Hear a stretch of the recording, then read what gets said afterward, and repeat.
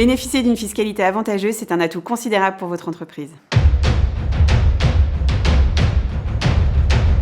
L'IP Box peut sembler complexe à mettre en place, mais c'est pourtant un atout considérable pour les entreprises qui peuvent ainsi valoriser leur actif de pays et accélérer leur croissance. L'IP Box, c'est tout simplement un taux d'imposition préférentiel à 10% sur les revenus d'exploitation et de propriété intellectuelle. Deux mécanismes existent pour soutenir les entreprises innovantes en France.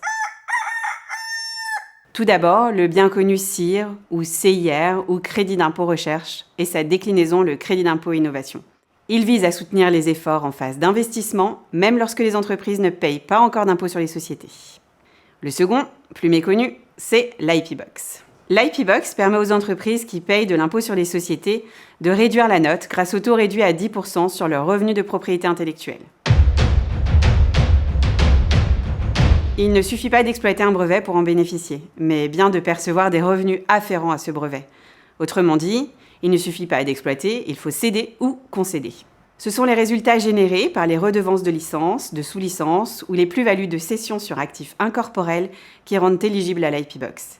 Les actifs concernés sont les brevets, les certificats d'obtention végétale, les procédés de fabrication industrielle, les inventions, et grande nouveauté, depuis 2019, les logiciels sont intégrés au dispositif.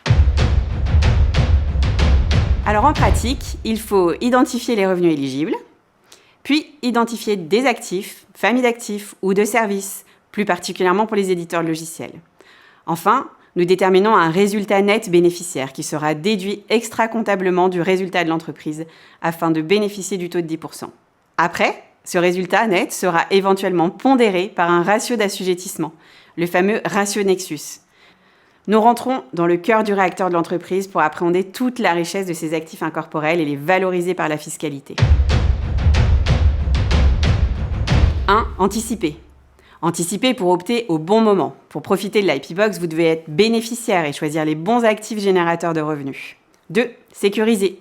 Comme tout dispositif de faveur, l'IP Box fera l'objet de contrôles fiscaux accrus. C'est pourquoi nous avons développé une méthodologie fondée sur des rescrits fiscaux successifs afin de sécuriser totalement les entreprises qui y ont recours.